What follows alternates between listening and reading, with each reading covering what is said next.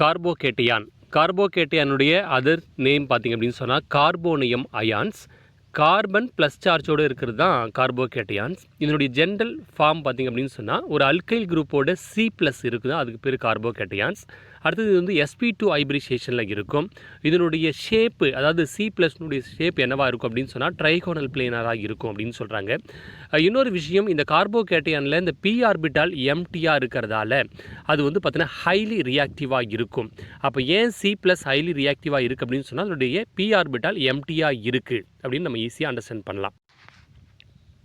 Generation of carbocations. இந்த carbocations வந்து பார்த்திங்கன்னா எப்படி ஃபார்ம் ஆகும் அப்படின்னு பார்த்தீங்கன்னா, அந்த ஹெட்ரோலிட்டிக்லி அங்கே வந்து பாண்டு பிரேக் ஆச்சு அப்படின்னு சொன்னால், ஹெட்ரோலிட்டிக்கல் அப்படின்னு சொன்னால் ஈக்குவலாக ஒரு காம்பவுண்டில் இருக்கிற 2 ஆட்டமும் எலக்ட்ரானை ஷேர் பண்ணாமல் ஒன்று அதிகமாகவும் ஒன்று கம்மியாகவும் ஹெட்ரோலிட்டிக்கலாக அது வந்து பிரேக் ஆச்சு அப்படின்னு சொன்னால் அங்கே வந்து பார்த்தோன்னா கார்போகேட்டையான் ஃபார்ம் ஆகும் அப்படின்னு சொல்கிறாங்க. பெஸ்ட் எக்ஸாம்பிள்ஸ் வந்து பார்த்தீங்கன்னா அயனைசேஷன் ஆஃப் அல்கைல் ஹேலைட்ஸ். அங்கே பார்த்தோன்னா RX, அங்கே பார்த்தீங்கன்னா R+X-.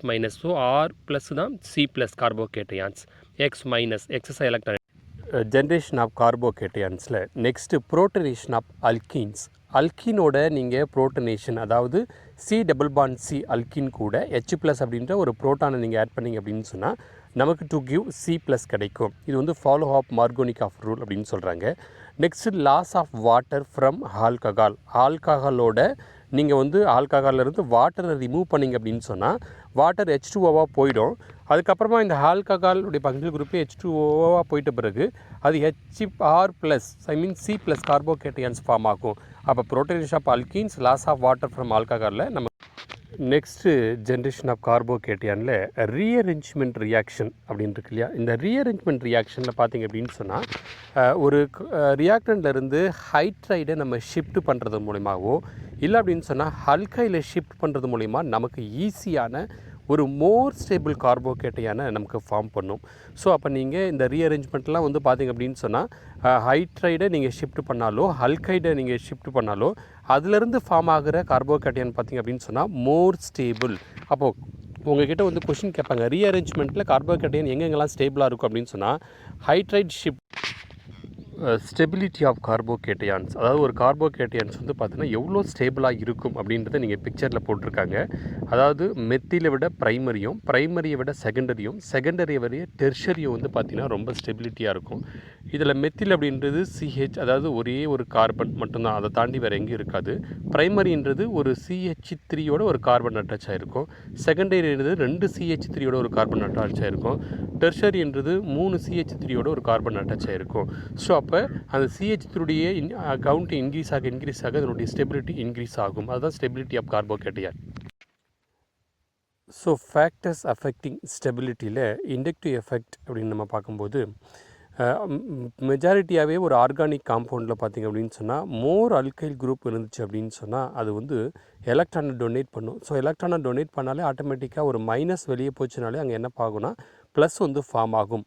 ஸோ அப்போ ஒரு ஆர்கானிக் காம்பவுண்டில் அல்கைல் குரூப்பினுடைய கவுண்டிங் இன்க்ரீஸ் ஆக கார்போகேட்டையான் வந்து பார்த்திங்கன்னா நிறைய ஃபார்ம் ஆகும். ஸோ மோர் ஸ்டெபிலிட்டி அப்படின்னு சொல்கிறாங்க.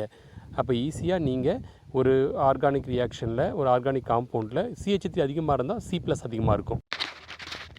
ஹைப்பர் கான்ஜுகேஷன் ப்ராசஸில் வந்து பார்த்திங்க அப்படின்னு சொன்னால் எம்டியான p ஆர்பிட்டால் அப்படின்னு சொன்னால் அந்த எம்டியான p ஆர்பிட்டாலில் சிக்மா எலக்ட்ரான்ஸ் வந்து பார்த்திங்க அப்படின்னு சொன்னால் டீலோக்கலைசேஷன் ஆச்சு அப்படின்னு சொன்னால் அந்த இடம் பெயர்வு ஆச்சு அப்படின்னு சொன்னால் அங்கே வந்து பார்த்திங்க அப்படின்னு சொன்னால் நமக்கு கார்போகேட்டையான் ஸ்டேபிளாக இருக்கும். Also more beta hydrogen atoms இருந்துச்சு அப்படின்னு சொன்னால் கார்போகேட்டையான் மோர் ஸ்டேபிள். அப்போ நமக்கு எம்டியான p ஆர்பிட்டாலில் delocalisation of sigma electron, beta hydrogen atom இருந்தாலே அங்கே கார்போகேட்டையான் மோர் ஸ்டேபிள். நமக்கு லாஸ்ட் ஸ்லைடில் டெர்ஷரி கார்போகேட்டையான் மோர் ஸ்டேபிள் அப்படின்னு நம்ம சொன்னோம். ஸோ அதை விட ஸ்டேபிள் அப்படின்னு சொல்லிட்டு பார்த்தீங்கன்னா அல்லிலிக் கார்போகேட்டையான், பென்சிலிக் கார்போகேட்டையான்ஸ். அதுக்கான காரணங்கள் என்ன அப்படின்னு சொன்னால் அது மோர் ஸ்டேபிள் தென் ஈவன் டெர்ஷரி கார்போகேட்டையான் அப்படின்னு சொல்கிறாங்க. ஏன்னா சார்ஜ் டீலோக்கலைசேஷன்ஸ் அப்படின்றதும், அதாவது அல்லிலிக்கில் ஒரு கார்போகேட்டையான்ஸ் ஃபார்ம் ஆனாலும் பென்சிலிக்கில் கார்போகேட்டையான்ஸ் ஃபார்ம் ஆனால் அது டெர்ஷரி கார்போகேட்டியனை விட மோர் ஸ்டேபிளாக இருக்கும். அப்போ உங்களுக்கு ஈஸியாக ஒரு அண்டர்ஸ்டாண்ட் ஆகும். டெர்ஷரி கார்போகேட்டியன் மோர் ஸ்டேபிள், அதை விட அல்லிலிக் பென்சிலிக் அரோமேட்டிக்கினுடைய கேரக்டரில் இந்த ட்ரிபிளியம் அயான்ஸ் அப்படின்றது ஃபார்ம் ஆகும். ஸோ இந்த ட்ரிபிளியம் அயான் ஃபார்ம் ஆகிறதால அங்கே கார்போகேட்டையான் வந்து பார்த்திங்கன்னா C+ மோர் ஸ்டேபிள் அப்படின்னு சொல்கிறாங்க. ஸோ இந்த அரோமேட்டிக் கேரக்டரில் வந்து பார்த்திங்கன்னா ட்ரிபிளியம் அயான் இருக்கிறதால அங்கே C+ வந்து இஸ் ஏ மோர் ஸ்டேபிள் அப்படின்னு சொல்கிறாங்க. நெக்ஸ்ட்டு எலக்ட்ரான் வித்ராவிங் குரூப் இருக்கிறதால கார்போகேட்டையான் வந்து அதனுடைய ஸ்டெபிலிட்டி டிக்ரீஸ் ஆகும். ஏன் அப்படின்னு சொன்னால் எலக்ட்ரானை அனுப்புனா தான் அங்கே ப்ளஸ் ஃபார்ம் ஆகும். அதுக்கு பதிலாக எலக்ட்ரானை எடுத்துக்கிச்சு அப்படின்னு சொன்னால் அந்த ப்ளஸ் மைனஸாக மாறும். அங்கே decrease reactivity of carbocations. Carbocation a strong electrophile, அதாவது எலக்ட்ரானை லவ்விங் பண்ணக்கூடிய ஒரு குரூப் தான் கார்போகேட்டையான். ஏன் அப்படின்னு சொன்னால் C+, அதுக்கு opposite charge electron minus. So electron loving group தான் ஸ்ட்ராங் எலக்ட்ரோஃபைல்ஸ். ஸோ நீங்கள் பார்த்தீங்கன்னா நியூக்ளியோஃபிலிக் அட்டாக் மெயின் ரியாக்ஷன் என்ன அப்படின்னு சொன்னால் ஒரு C+, ஐ மீன் R+ தான் CH3+, அது Nu+ நியூக்ளியோஃபிலிக் வந்து பார்த்திங்கன்னா ஜாயின் பண்ணி அங்கே நமக்கு ரியாக்ஷன் நடக்கும். ஸோ ஒரு கார்போகேட்டையான்ஸ் வந்து பார்த்திங்கன்னா நியூக்ளியோஃபிலிக் அட்டாக்கில் ஈஸியாக இன்வால்வ் ஆகும். இது reactivity of carbocations. Carbocations involved elimination reaction, I mean E1 reactions. நீங்கள் பார்த்தீங்க அப்படின்னு சொன்னால் கார்போகேட்டையான் இருக்கிற ஒரு குரூப் தான் R+. அது என்னவா ஆகுது அப்படின்னு சொன்னால் அல்கீன்ஸாக ஃபார்ம் ஆகுது. அதாவது தங்கிட்ட இருக்கிற ஒரு H+ அனுப்பிட்டு C டபுள் பாண்ட் அப்படின்றத ஃபார்ம் ஆகிறதால தான் அல்கீன்ஸ். அப்போ எலிமினேஷன் ரியாக்ஷனில் கார்போகேட்டையான் வந்து இன்வால்வ் ஆகும். அப்போ அல்கீன்ஸ் ஃபார்ம் ஆகிற ஒரு ரியாக்ஷனில் நிச்சயமாக கார்போகேட்டையானுடைய ரோல் இருக்கும். அதேமாதிரி எலிமினேஷன் ரியாக்ஷன் E1லேயுமே பார்த்தீங்கன்னா கார்போகேட்டையானுடைய ரோல் இருக்கும். அப்போ எங்கெங்கெல்லாம் கார்போகேட்டையான் ஃபார்ம் ஆகும் அப்படின்னு சொன்னால் எலிமினேஷன் ரியாக்ஷனில் ஃபார்ம் ஆகும். ஃபைனலாக பார்த்திங்க அப்படின்னு சொன்னால் கார்போகேட்டையான் அப்படின்னு சொல்கிறது கார்பன் C+ஆக இருக்கும். எலக்ட்ரான் டெஃபிஷியன்சி ஃபீஸ் அப்படின்றது நமக்கு தெரியும். இது எப்படி ரொம்ப ஸ்டேபிளாக இருக்கும் அப்படின்னு சொன்னால் inductive effect, hyper conjugation, resonance, இதில் எல்லாத்துக்குமே பார்த்தீங்கன்னா ரொம்ப ஸ்டேபிளாக இருக்கும். ரீஅரேஞ்ச்மெண்ட்டில் வந்து பார்த்திங்கன்னா காமன் இருக்கும்.